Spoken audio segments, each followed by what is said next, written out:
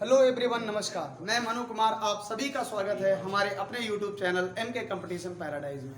तो चलिए, आज हम लोग मैथ की जो है पार्ट 3 वीडियो लेके आए हैं, जो कि टॉपिक है आपका एवरेज। अब हम लोग इस टाइप के सवालों को करेंगे। जैसे सवाल क्या है आपका, किसी फर्म के पुरुष कर्मचारियों का औसत वेतन 5200 था और महिला कर्मचारियों का औसत वेतन 4200 था। यदि सभी कर्मचारियों का औसत वेतन 5000 हो तो महिला कर्मचारियों की संख्या कितने प्रतिशत है। देखिए, अब जब ऐसे सवाल आपको मिल जाए तो दो ही चीजें पूछी जाएंगी, या महिला कर्मचारियों की संख्या पूछी जाएगी या पुरुष कर्मचारियों की संख्या कितने प्रतिशत होगी, या आपका दोनों का अनुपात पूछा जाएगा। इसके अलावा और ये कुछ पूछ ही नहीं सकता है ना। चलिए भाई, अब बोले अब क्या है, जरा देख लो भाई। जब भी ऐसा मिल जाए तो आप ये रखो कि पुरुष कर्मचारियों की संख्या एक साइड लिख लो, पुरुष कर्मचारी, ठीक है। इधर क्या लिखोगे आप, महिला कर्मचारी। जिसका जितना औसत है उसे आप वैसा ही लिख लो। आप कहोगे पुरुष कर्मचारियों का औसत वेतन कितना है, ये हो गया आपका 5200 रुपए। कितना हो गया, 5200 रुपए, ठीक है। अगर बात करें आपका महिला कर्मचारियों का औसत वेतन तो ये हो जाएगा 4200 रुपए, ठीक है भाई। अब अगर बात कर लेते हैं इन सभी का औसत वेतन, तो याद करो मैंने आपको यही कुछ ऐसा बताया था कि सबका औसत वेतन मतलब दोनों को मिला के औसत वेतन कितना हो रहा है आपका, तो औसत वेतन हो रहा है 5000 रुपए। कितना हो रहा है, 5000 रुपए। सभी का औसत वेतन 5000 है। अब आपसे पूछ रहा है महिला कर्मचारियों की संख्या कितनी है, तो मैंने कहा था ये ऐसे सीधा सीधा घटा लो। तो जब ये घटेगा 4200 में से 5000 जाएगा, कितना आएगा, आप कहोगे 800 आएगा। इधर अगर बात करें 5200 में से 5000 जाएगा, ये कितना आ जाएगा, 200। अब आप ये कहोगे कि भाई पुरुष के सामने कितना लिखा है, 800, और महिला के सामने कितना लिखा है, 200। जरा इनका रेशियो बना लो आप लोग। बिल्कुल बन गया। तो आप कहोगे ये कितना हो गया, 4 रेशियो आपका कितना हो गया, 1। मतलब अगर बात करें उसी फर्म की बात करें तो कर्मचारियों की कुल संख्या कितनी होगी, तो आप कहोगे 4 अनुपात में पुरुष होंगे, 1 अनुपात में महिला होगी। कुल फर्म में कर्मचारी कितने अनुपात में होंगे, तो 5 अनुपात में होंगे, ठीक है।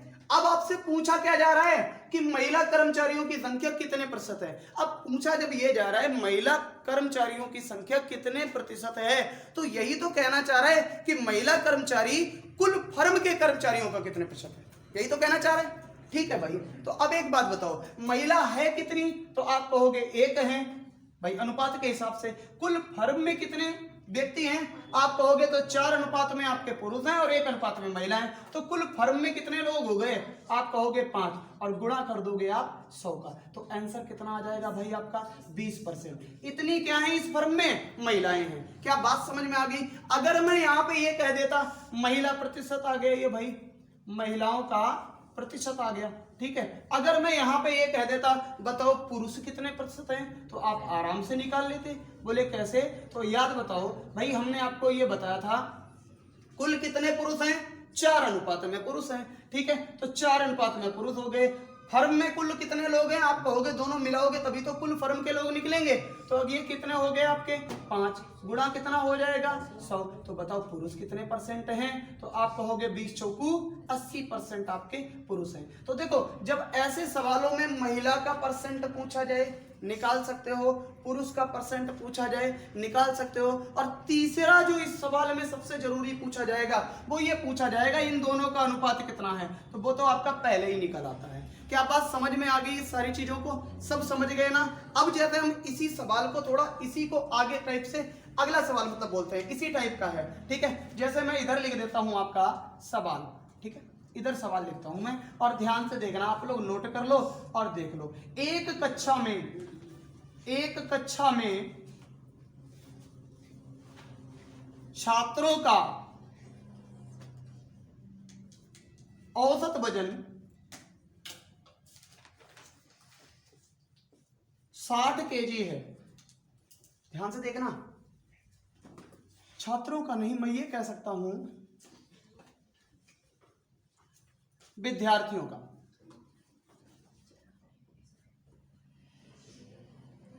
विद्यार्थियों का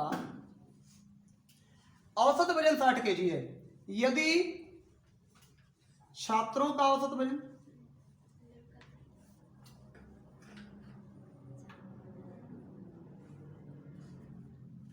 70 केजी तथा छात्राओं का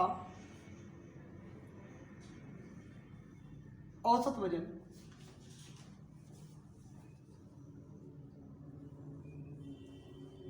45 kg है, तो छात्राओं का प्रतिशत कुल कितना होगा? तो छात्राओं का प्रतिशत कितना होगा?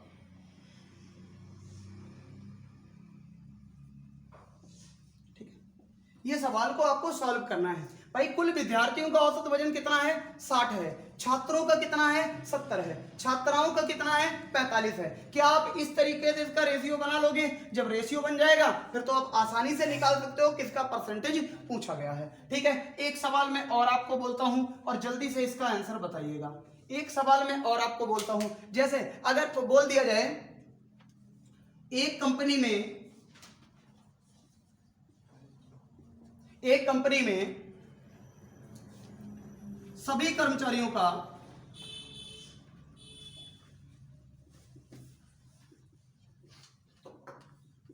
औसत वेतन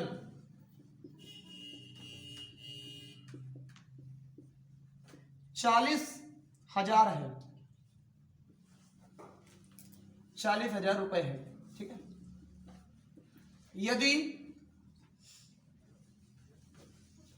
महिला कर्मचारी का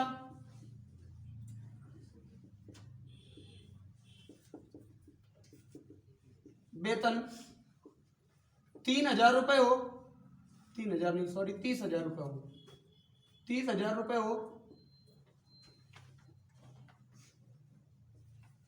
तथा पुरुष कर्मचारियों का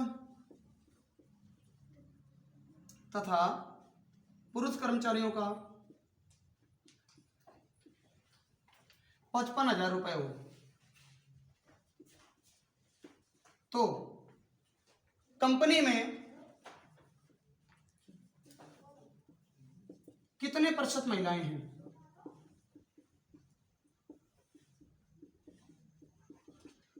ठीक है, तो ये दोनों सवालों के जवाब आप हमें कमेंट बॉक्स में जल्दी बताएं। ठीक,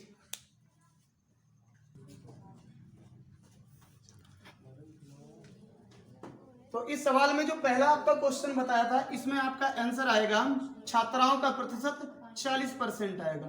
ठीक है, और अगर बात करें आपका कंपनी में महिलाओं का जो है प्रतिशत कितना होगा, तो ये आपका आंसर आएगा 60%। ठीक है, आप लोगों ने सॉल्व कर लिया होगा।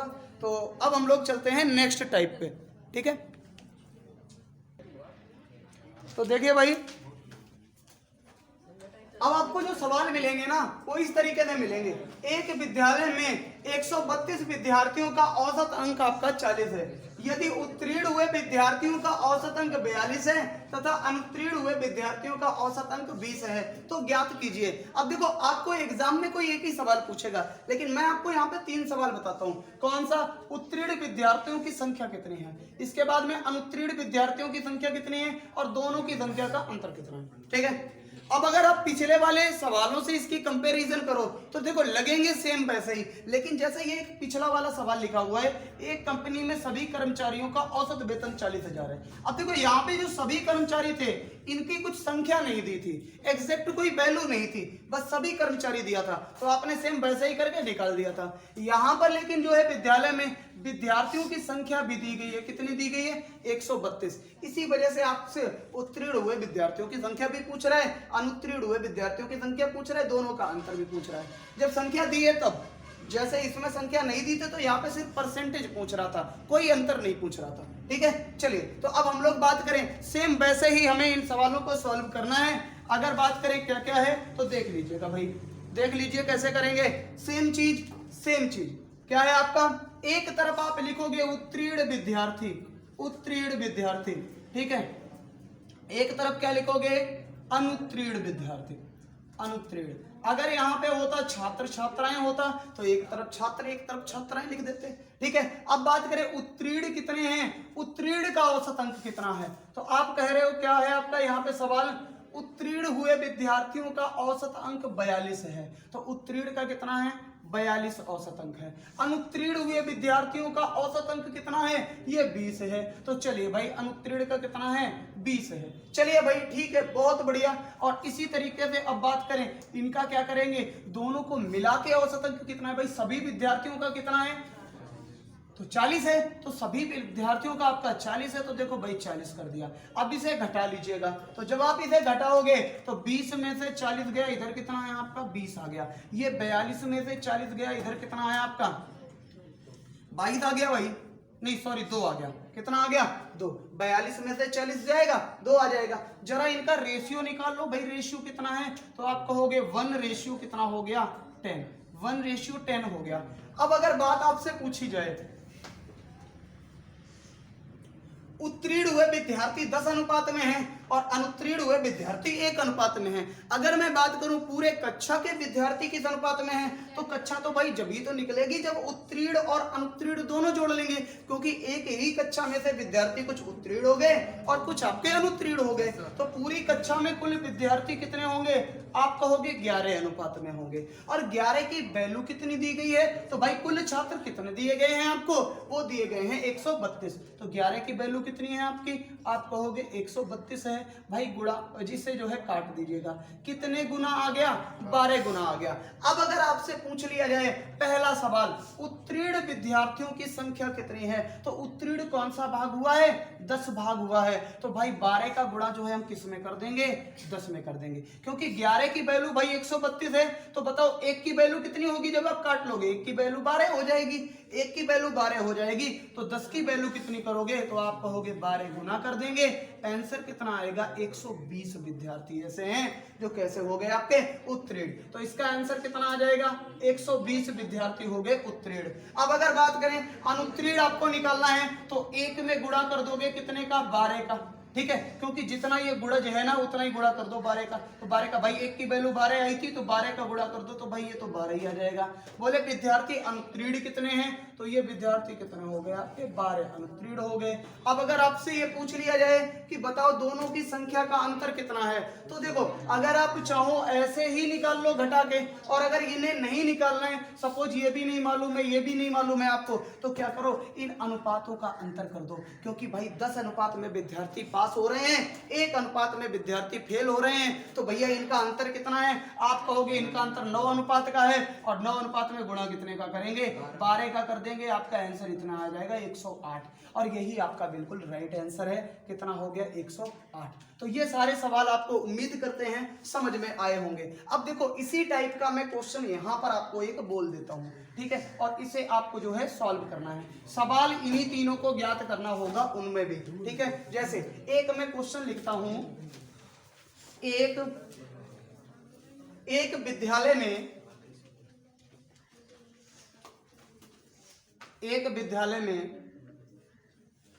विद्यालय में 400 छात्रों का, 400 विद्यार्थियों का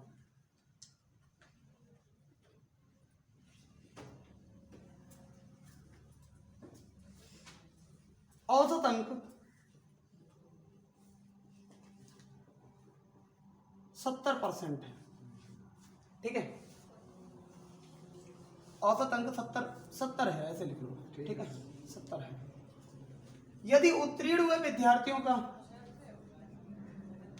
यदि उत्तीर्ण हुए विद्यार्थियों का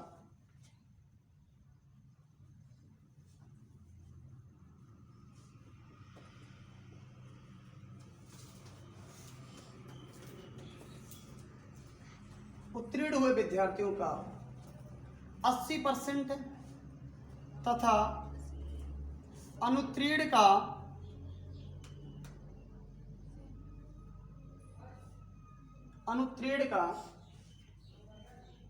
40% है,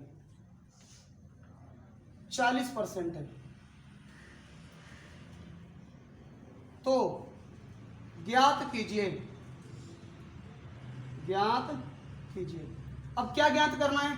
यही पॉइंट नंबर 1, उत्तीर्ण विद्यार्थियों की संख्या, नंबर 2 अनुत्तीर्ण विद्यार्थियों की संख्या, और नंबर 3 दोनों की संख्या का अंतर। और जल्दी से जल्दी अभी आप ज्ञात करके और आंसर बताइएगा, ठीक है। जल्दी से क्वेश्चन को सॉल्व करिएगा। तो इन सवालों का आंसर की बात करें तो अगर बात करें पहला जो आपका उत्तीर्ण का आंसर है, उत्तीर्ण का आंसर, तो उत्तीर्ण छात्र होंगे, उत्तीर्ण, तो उत्तीर्ण छात्र 300 होंगे, ठीक है। अगर बात करें दूसरा अनुत्तीर्ण का आंसर कितना है, अनुत्तीर्ण का, अनुत्तीर्ण का आंसर कितना है, अनुत्तीर्ण का आंसर होगा आपका 100 और दोनों का अंतर कितना होगा, अंतर कितना होगा, अंतर होगा आपका 200, ठीक है। तो इसी तरीके से जो है अब हम लोग अगले टाइप पे चलते हैं, ठीक है, अगले टाइप पे हम लोग जो है चलते हैं। तो देखो भाई अब आपको सवाल जो मिलेंगे ना, 9 संख्याओं का औसत 50 है, पहली 5 संख्याओं का औसत 54 है और अंतिम 3 संख्याओं का औसत 52 है, तो छठवीं संख्या बताइए। देखो अब इस सवाल को मैं क्या करता हूँ, आपको पहले डीपली समझा देता हूँ, इसके बाद में आपको ये सवाल सिर्फ मौखिक करने, पेन नहीं चलाना है इसमें, ठीक है। चलिए तो अब बात कर लेते हैं कैसे 9 संख्याओं का औसत। तो भाई पहले 9 संख्याएं बना लेते हैं, 9 संख्याएं बच गई, बन गई आपकी 3 3 6 और 3 9। अब ये कहा जा रहा है 9 संख्याओं का औसत कितना है, 50 है। तो औसत का मतलब मैंने बहुत पहले बताया था कि बराबर का बंटवारा, मतलब सभी 50-50 होंगी, ठीक है भाई। सभी कितनी होंगी आपकी, आप कहोगे सभी 50-50 होनी चाहिए, सभी 50-50 आपकी होनी चाहिए। इधर डीपली समझ लो, इसके बाद में आपको अपने आप देखते ही आंसर लगाना है, कोई इसमें कैलकुलेशन नहीं करनी, ठीक है। अब क्या कह रहा है कि पहली 5 संख्याओं का औसत कितना है, 54 है। भाई ये बताओ पहली जो 5 संख्याएं हैं, ये 5, इनका औसत कितना है, 54 है। अब औसत का मतलब बराबर का बंटवारा, तो ये मतलब सब 54 है। तो बताओ 50 से 54 जाने में ये कितने कितने अधिक है, 4 अधिक है, क्योंकि भाई हमें जो पहली लाइन कह रही है कि सबका 50-50 औसत है और अगली लाइन कह रही है कि सबका जो पहली 5 संख्या उनका 54 है। तो आप यही तो कहोगे कि ये सभी संख्याएं कितनी कितनी अधिक हैं, प्लस कितनी अधिक हैं, आप कहोगे 4 अधिक है, क्योंकि औसत कितना है 54। तो ये भी 4 अधिक है, ये भी 4 अधिक है, ये भी 4 अधिक है और ये भी 4 अधिक है, ये भी 4 अधिक है, सारी 4 अधिक है। अगली लाइन क्या कह रही है, अंतिम 3 संख्याओं का औसत 52 है। तो अंतिम जो 3 संख्याएं बची है पीछे वाली, इनका औसत कितना है, आप कहोगे 52 है। तो इनका जब औसत 52 है तो ये कितनी कितनी अधिक है, ये 2 अधिक है, कितनी अधिक है 2, ये भी 2 अधिक है, ये भी 2 अधिक है। अब अगर बात करें ये पहली 5 संख्याएं 4 अधिक है, तो मतलब कुल अधिक कितनी है, तो अधिक कितनी है आपकी, कुल अधिक कितनी है, आप कहोगे 20, भाई 5 चौको 20 और अंतिम 2 अधिक है, तो ये अधिक कितनी है 6। तो कुल मिला के अंतिम वाली जो अगर बात करें तो अधिक कितनी है 6, और अगर बात करें कुल अधिक कितने हैं तो आप कहोगे 20 और 6 कितना अधिक हो गया, 26 संख्या तो भैया अधिक हो गई। 26 संख्या का जो है बंटवारा वो इनमें और इनमें कर दिया गया। अब जो 26 संख्या का बंटवारा किया होगा, जाहिर सी बात है जो संख्या बची होगी उसी में से तो किया होगा, उसी में से इधर 20 दे दी, उसी में से इधर 6 दे दी, तो कितनी कुल बांट दी, 26 बांट दी। अब सीधी सी बात है, तो ये वाली कितनी बची रहनी चाहिए, तो आप कहोगे 50 में से 26 घटा देंगे, 50 में से 26 घटा देंगे, आंसर कितना आ जाएगा 24। क्या बात समझ में आ गई, जितना इधर अधिक है उतना इधर देख लो कितनी अधिक है, जितना उधर अधिक हो उसे देख लो कितना अधिक है, और उसके बाद में देख लो कुल कितना अधिक है। और जो अधिक किस में से किया वो जाहिर सी बात है बीच वाले में से किया होगा, तो उसे क्या करो उसमें से फिर घटा दो, ठीक है। अगर मान लो ये कम होता 4, ये भी 4, 2 कम होता, तो फिर हम क्या करते, तो कम होता मतलब ये इसी में जोड़ना पड़ेगा, फिर हम क्या कर देते, जोड़ देते। अभी ये अधिक है तो हमने क्या कर दिया, घटा दिया, ठीक है। तो इस तरीके से जैसे अगर बात करें अगला, ये देखो वैसा ही है। अब आपको केवल मौखिक लगाना है, 9 संख्याओं का औसत कितना है 30 है, मतलब सबका 30 होगा, बीच वाली संख्या भी 30 ही होगी। 5 संख्याओं का औसत कितना है 25 है, 5 संख्याओं का औसत। अब आप कहोगे 9 का तो 30 है, 5 का 25 है, तो इसका मतलब ये 5 कम हो रही है, तो कुल कम कितनी हो गई भाई। अगर बात करें इधर 5 संख्याएं जो कम कितनी हो गई, तो आप कहोगे कम कितनी हो गई, 5 कम है किनका, 5 संख्याओं का, तो आप कहोगे 25 कम हो गया। बात समझ में आ गई। अब अगर बात करें अंतिम 3 संख्याओं का औसत कितना है 35 है, और अंतिम 3 का हो गया 35, भाई कुल तो 30 है लेकिन अंतिम 3 का कितना हो गया 35, तो बताओ 5 बढ़ गया कितनी संख्याओं का, 3 का। तो आपसे कहें बढ़ा कितना, बढ़ा कितना, तो आप कहोगे कितना बढ़ गया, आप कहोगे 15 बढ़ गया, 15 बढ़ गया। अब भाई दोनों को जरा जोड़ लो, दोनों को जोड़ लो, तो आप कहोगे जब दोनों को जोड़ेंगे तो हमारी कमी ही हो रही है, फिर भी हमें घाटा हो रहा है। कितने का घाटा हो रहा है? -10 का। तो -10 का जो घाटा हो रहा है वो हम किस में जोड़ देंगे? 30 में जोड़ देंगे। और आंसर कितना आ जाएगा? आंसर कितना आएगा आपका? आंसर आएगा, जो हमने कहा हमें घाटा हो रहा है, घाटा हो रहा है तो हमें जोड़ना पड़ेगा कितने? 30 में। 30 में जब 10 जोड़ दोगे आंसर कितना आएगा? 40। और यही आपका परफेक्ट आंसर है। ठीक है, इसमें पेन भी नहीं चलाने की जरूरत है आपको, बस थोड़ा सा आपको बारी बारी से समझना होगा हमने ये क्या बताया आपको। जैसे ही आपका अगला वाला ऐसा ही है, बिल्कुल सेम है। देखना, जब आपको घाटा हो तो आपको उधर बढ़ा लेना है, और जब इधर आपका पहले ही बढ़ जाए तो उधर आपको घटा देना है। बात समझ में आ गई? जब घाटा हो तो बढ़ा दो, और जब बढ़ रहा हो तो उधर घटा दो। जैसे इधर क्या हो रहा था, बढ़ रहा था तो उधर मैंने घटा दिया, इधर घाटा हो रहा था तो मैंने उधर बढ़ा दिया। ठीक है, चलिए अब बात करें 25 संख्याओं का औसत कितना है? 18 है। 25 का 18 है। और प्रथम 12 संख्याओं का औसत कितना है? 14 है। अब देखो भाई, पहली 12 संख्याओं का औसत 4 कम है, 4 कम है, और 12 का कम है, तो कुल कम कितना हो गया? कम कितना हो गया? तो आप कहोगे 4 कम है, 12 का कम है, कुल 48 कम हो गया। 12 चौकू 48। अब बात करें अंतिम 12 संख्याओं का औसत कितना है भाई? अंतिम 12 का कितना है? 17 है। अंतिम 12 का, तो अंतिम 12 का 17 है। आप कहोगे ये भी भाई कम ही है, तो अंतिम 12 का एक कम है, एक कम है, तो ये कम कितना हो गया आपका? अंतिम का। तो ये तो प्रारंभिक का कम हुआ। अगर बात करें ये इधर वाली बात करें तो अंतिम का, अंतिम संख्याओं में कम कितना हुआ? तो अंतिम में कम हुआ, आप कहोगे 12। अब अगर बात करें कुल मिला के आपको घाटा हो रहा है, कितना घाटा हो रहा है? आप कहोगे 60 का। तो भैया संख्या क्या होगी? 60 बढ़ जाएगी। तो अगर बात करें औसत कितना था? औसत 18 था, 18 में 60 आप जोड़ दोगे, आंसर कितना आ जाएगा? 78 आ जाएगा। यही आपका कंप्लीटली आंसर है। ठीक है, बात समझ में आ गई? तो इसी तरीके से आपको अगले सवालों को सॉल्व करना होगा। ठीक है, तो इन सवालों को बारी बारी से देखिए और थोड़ा सा समझिए। इन सवालों में आपको जो है पेन उठाने की जरूरत भी नहीं पड़ेगी, सीधा सीधा आप देख लो क्या होने वाला है। ठीक है, तो अब मैं आपको अगले 3 सवाल देता हूं, उनको आपको सॉल्व करना है। ठीक है,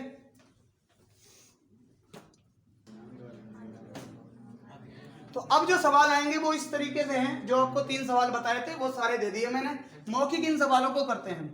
क्या कह रहा है? 9 संख्याओं का औसत 60 है, पहली 5 संख्याओं का औसत 66 है, और अंतिम 3 संख्याओं का औसत 61 है। तो छठी संख्या बताइए। तो ये बताओ आप, पहली 5 संख्याओं का औसत 66 है, जबकि सबका क्या दे रहा है? 60 दे रहा है। इसमें बात करें तो पहली 5 का 6 अधिक दे रहा है, तो 5 संख्याओं का 6 अधिक है, कुल मिलाकर 30 अधिक है। तो हमें फायदा कितने की होगी? 30 की फायदा होगी। अंतिम 3 संख्याओं का औसत 61 है, अंतिम 3 में 1 की फायदा होगी। तो अंतिम 3 में 1 की होगी, शुरुआत की 5 में 30 की फायदा होगी। तो कुल फायदा कितनी होगी? 33 की। 33 की फायदा होगी, तो 33 इसमें घटाने पड़ेंगे। तो 33 घटाने पड़ेंगे, 60 में से सीधा 33 घटा दो, आंसर आएगा आपका 27। ठीक है, यही आपका सीधा आंसर है। ठीक है, नेक्स्ट सवाल देखिए। 9 संख्याओं का औसत 50 है, 5 संख्याओं का औसत 48 है, 5 का औसत 48 है। आप कहोगे कितने? 2 कम है भाई, औसत 50 बोला गया था, यहाँ 48, तो 2 का घाटा हो रहा है। हमें पहली 5 संख्याओं में 2 का घाटा हो रहा है, मतलब 10 का घाटा हो गया। अंतिम 3 संख्याओं में बात करें तो 47 औसत है, तो इनमें 3 का घाटा हो रहा है, क्योंकि 50 से 47 पहुंच गया, 3 का घाटा हो गया। तो आप कहोगे 9 का घाटा इसमें हो गया, 10 का घाटा इसमें हो गया, कुल मिला के 19 का घाटा हुआ। 19 का घाटा हुआ तो हमें उधर भरपाई करने के लिए जोड़ना पड़ेगा, तो बिल्कुल जोड़ना पड़ेगा। औसत सबका कितना दिया गया था? 50, 50 में कितना जोड़ दो? 19। आंसर कितना आ गया आपका? 69। ठीक है, ये आप मौखिक कर सकते हो। आगे चलिए, 25 संख्याओं का औसत कितना है? 25। शुरुआत की 12 संख्याएं का औसत कितना है? 22 है। शुरुआत की 12 संख्याओं का औसत 22 है, और अंतिम 12 संख्याओं का औसत कितना है आपका? 27 है। तो शुरुआत की 12 संख्याएं, आप कहोगे 3 का घाटा हो रहा है, कुल मिला के 36 का घाटा हो गया। और अंतिम में बात करें तो 2 का फायदा हो गया, मतलब कितना? 24 का फायदा हो गया। 36 का घाटा, 24 का फायदा, भरपाई करो तो 12 का फिर भी आपको घाटा रहेगा। 12 का घाटा रहेगा तो आप क्या करोगे? घाटा रहेगा तो आपको जोड़ना पड़ेगा, कितना? 12 जोड़ दो, आंसर कितना आएगा आपका? 37 आंसर आ जाएगा। ये आपका बिल्कुल करेक्ट है। ठीक है, तो इसी तरीके की वीडियो जो है आप लगातार देखते रहें, हमारे चैनल पर विजिट करते रहें। तो अब मिलते हैं अगले वीडियो में, तब तक के लिए धन्यवाद। जय हिंद।